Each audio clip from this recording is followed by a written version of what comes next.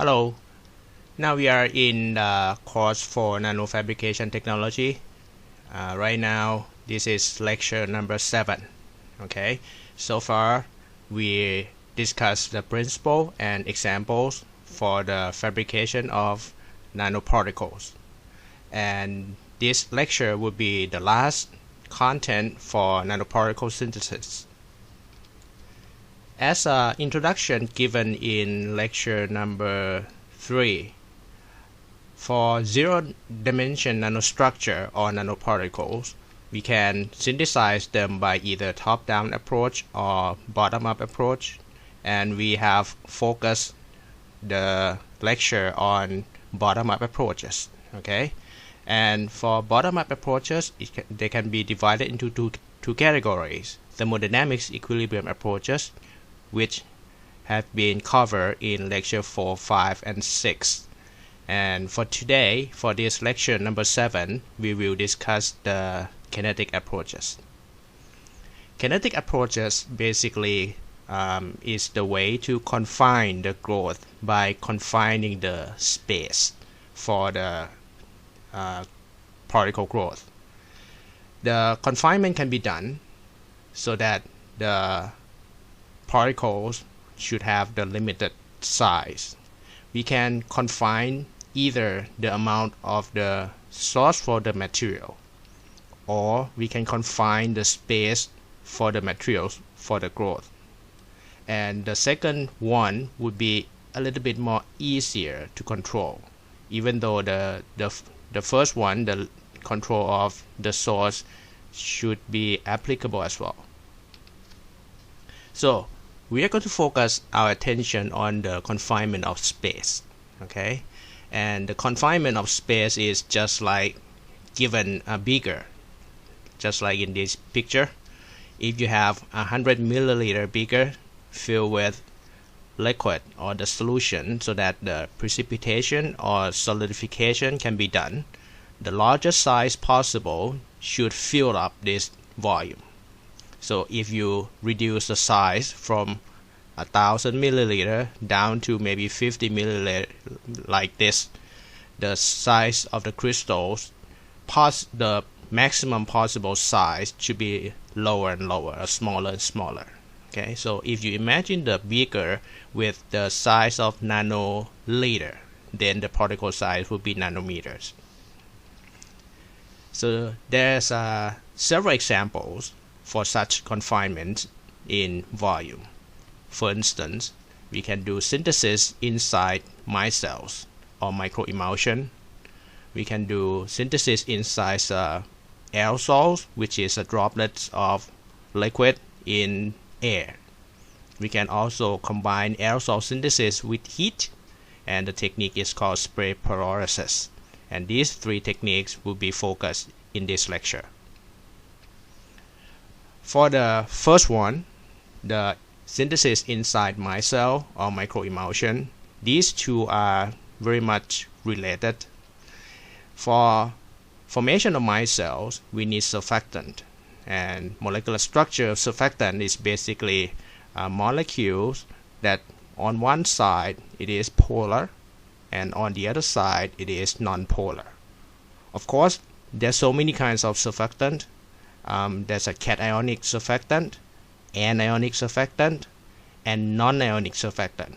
Okay, but for this lecture, to be able to explain it easier, we will try to use we will try to exclude non-ionic surfactant for the moment. The very common example of surfactant is this compound called SDS, or sodium dodecyl sulfate. The molecular structure, if you look from the formula, you can see 12 carbon as a long chain hydrocarbon here, and charges located at this sodium.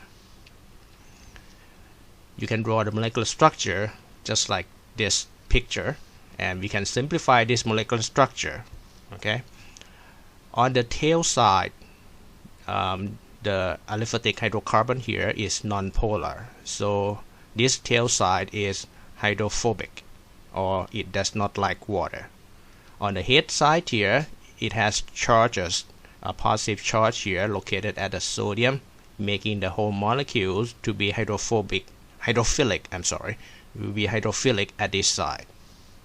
So we will simplify this molecule to be something like this. We have a positive charge on one side and long tail non-charges on the other side. If we put this molecule in water, okay, and the head side of the surfactant likes water, it is hydrophilic, but the long tail here is hydrophobic, it does not like water. So what should be the optimum position for this molecule? You should notice that above the water, this is air, and air is basically nitrogen and oxygen. Both of them are nonpolar. So the tail side, the hydrophobic tail side, would prefer to stay in nonpolar environment. So the most optimum position for this surfactant molecules to be is at this interface, extruding this tail upward to the air so that it would be comfortable within the non-polar environment, while the head side, which is charges, should be staying inside polar water. Okay. So if we have more and more molecules of this micelle, it should occupy the whole interface of water and air.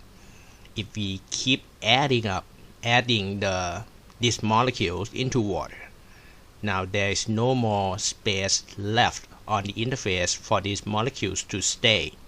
So in order to make it stable, it should form some other configuration. Okay, the possibility includes formation of something like this. Because the tail part is hydrophobic, it does not like to stay in water.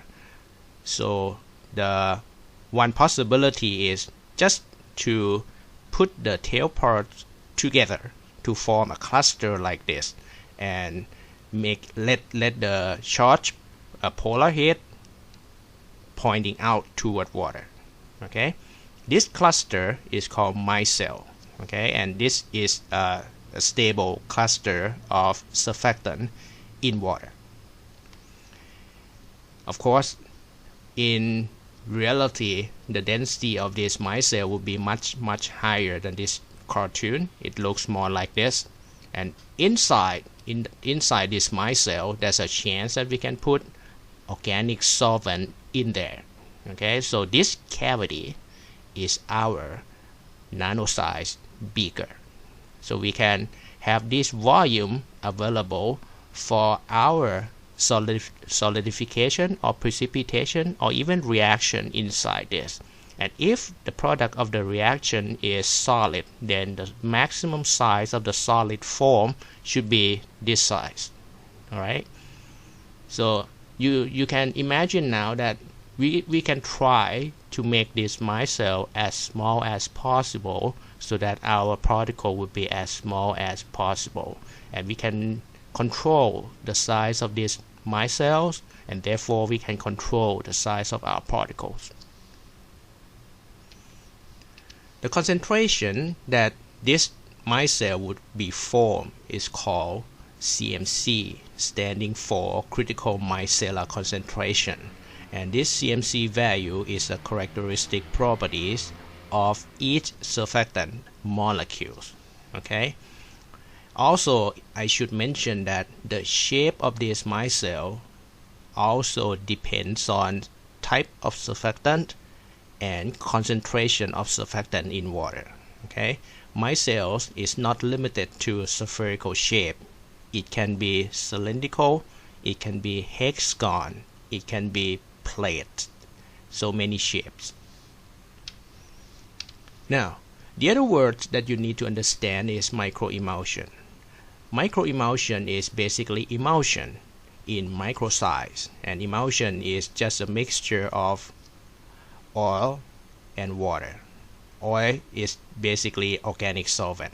Okay, so in macroscopic point of view, if you have oil and water, the stable configuration would be separation or immiscible fluid like this. But if you have external force applied to this system, just like when you try to mix salad dressing, at some point, if you shake it hard enough, you observe the mixture that it seems to be homogeneous like this. But inside this, if you look down under microscope, you will see a small droplets of oil dispersed in water like this picture. Okay, this is called emulsion. And if the droplet size is so small in the micrometer scale, the whole emulsion here is called microemulsion. Of course, we can do much smaller droplets here by applying much higher shear stress to the mixture.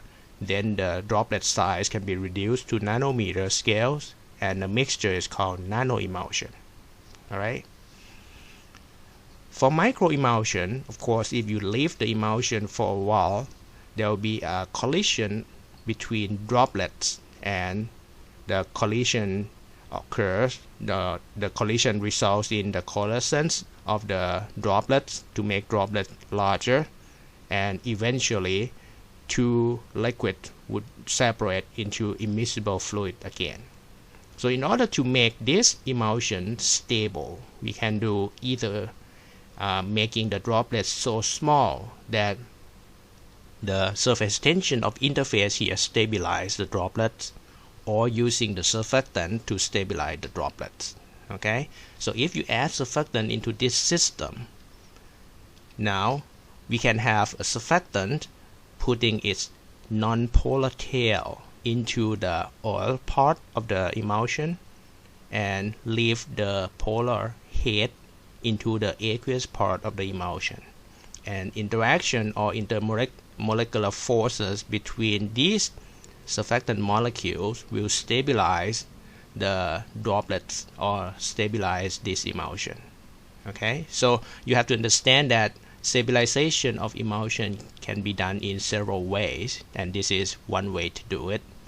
Now, if you get this microemulsion or nanoemulsion form, then the cavity inside here will be our small beaker, and we can make the reaction occurs here inside, and in the way we will limit the size of the resulting particles. Now, if we have two reactants, one is in organic solvent, the other one is in aqueous solvent, just like in this picture, reactant A in aqueous solvent and reactant B in organic solvent. If we put them together to form either micelles or microemulsion, okay, we try to apply forces so that the particles or droplets of oil disperse in water like this. This is called oil in water emulsion. Okay, of course, for oil in water emulsion, the amount or the volume of oil is supposed to be smaller than amount of water. On the reverse, if you have water in oil emulsion, in that case, droplets of water would form in oil. All right, that would be another possibility. All right. Now, in this case, if you have two reactants separately prepare in different solution or different solvent and then put them together to form emulsion, you may have reaction where these two reactants meet, which is interface highlighted in red here. All right, and the reaction would form only the location here. It's not inside our beaker, but if you notice here, the interface should be very, very small as well. And if the reaction produces solid particles, the only place for the solid particles to be formed should be on the interface here. And in a way, we can limit the size of the particles. We can also do the reaction inside the droplets, having reactants A and B inside oil and disperse oil in the water to make emulsion like this.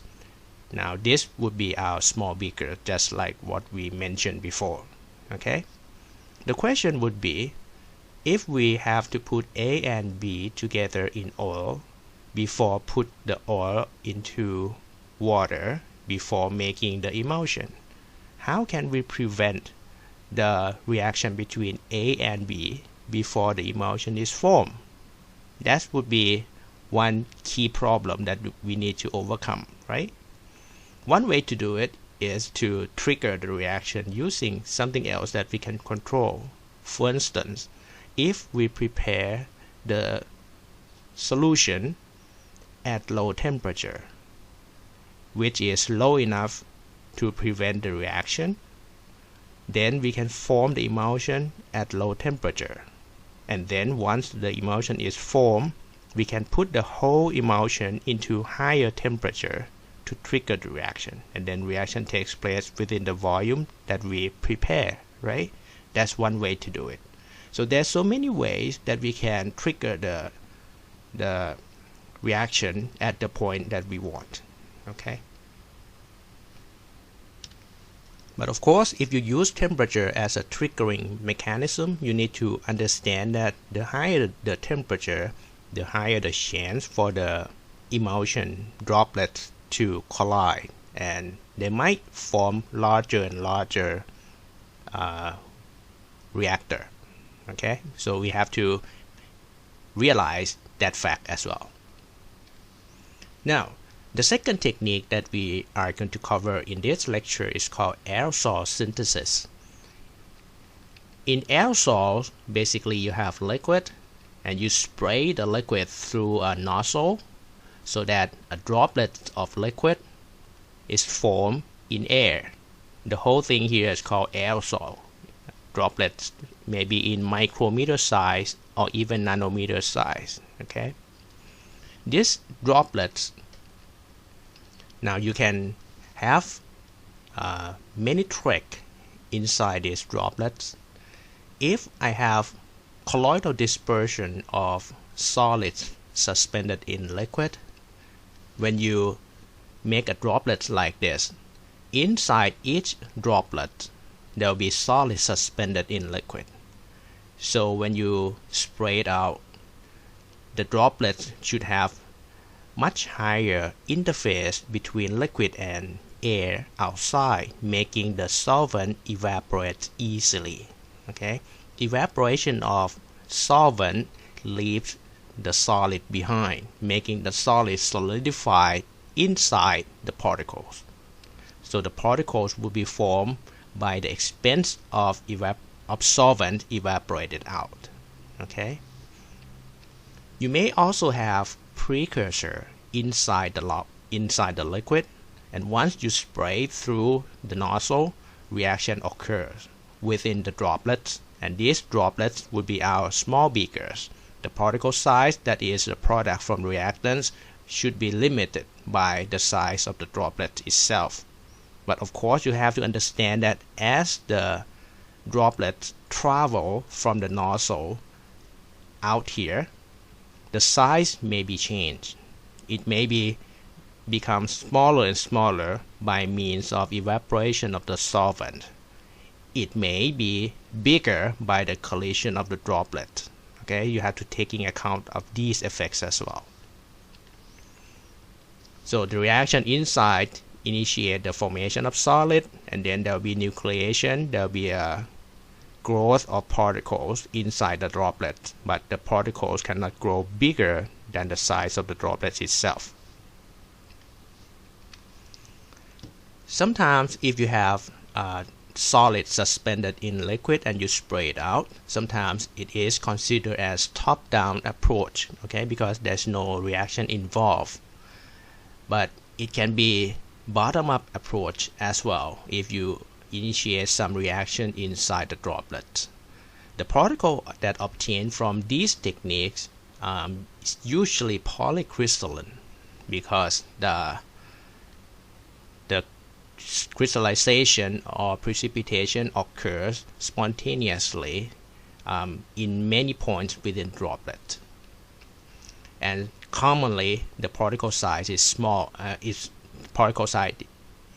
Is small, and the morphology of the particle is usually spherical because of the size of the droplets itself. All right, and the size of the particles can be determined from the droplet size, of course. So how can we control the droplet size? Basically, we can control the droplet size by the design of the nozzle, pressure of the air pushing through the nozzle, as well as the temperature of the nozzle itself, okay, and the flow rate of the air.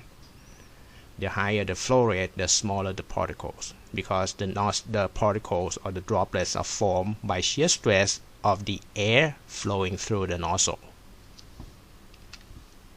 Now, if I flip this configuration upside down and try to squeeze this liquid through the nozzle into spray.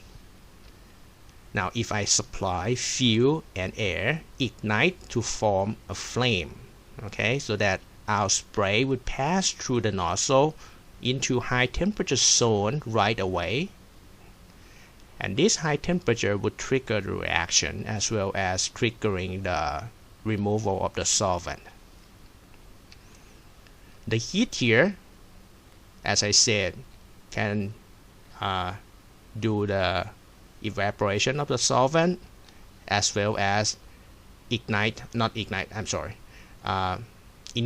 the condensation of the solute. So if there is no reaction inside the liquid droplet, if the first step there's no reaction inside the droplets, let's say you have solution, solute and solvent. When you pass through this configuration, the solvent evaporates and then solute condenses into solid particles. Alright. But in the other way, you can also supply reactants within the liquid and let the heat trigger the reaction. And that reaction initiated by heat can be either decomposition, a simple decomposition, or a complicated reaction as well. But once you obtain the particles either by the evaporation of solvent or by the reactions that you initiated by heat, at the end the solid should be suspended in air, okay, because all the liquid should be evaporated.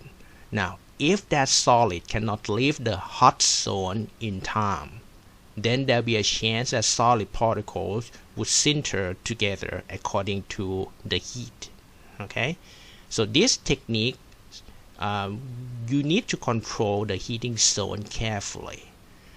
The longer the heating zone, the higher the chance for sintering. Of course, it also depends on the reaction that you desire. If the reaction is rather slow, then you need to provide the hot zone to be rather large. Otherwise, the reagent escape the hot zone before the reaction completes. Okay, so you need to balance between the heat and the flow rate of this spray. Of course, you have to also balance the temperature of the flame. The higher the temperature, the higher the rate of reaction, but you also having the risk for the sintering. Okay, this technique is called spray pyrolysis. Okay, so in spray pyrolysis, basically normally they trigger reaction inside these small droplets, and the most simple reaction would be decomposition of the precursor. So you only need one precursor. Maybe you may use metal alkoxide. When you have decomposition of metal alkoxide, you form metal oxide. Okay, so metal alkoxide passes through this nozzle. Decomposition occurs during the way going up here, and then the formation of metal oxides form. So if the particles leave the flame before decomposition is complete, at the end your product particles should contain both leftover precursor and metal oxide as a product, right? So you need to balance between the flame size, flame temperature, flow rate of liquid through this nozzle, and flow rate of air through this nozzle to control the size of the droplets as well. Good thing about this technique is that you can synthesize metal oxide in many phases. But the bad thing is you need to design a way to collect all the particles, because now the particles obtained will be suspended in air. Okay, just like in vapor phase technique that we learned in the last lecture, collecting all the particles in vapor phase should be a challenging. All right, you may use the filter bag, but you have to somehow make it cool down before collecting all of them, and you need to design the filter to be able to collect all the nanoparticles. And in these techniques, it will be another challenge to stabilize the particles or prevent the accumulation of the particle as well. Alright, so in this lecture I gave you 3 examples for kinetic approaches to synthesize nanoparticles, and this concludes the nanoparticle synthesis. The next lecture we will focus on nanorod, nanofibers, and nanowhisker as a one-dimensional nanostructure.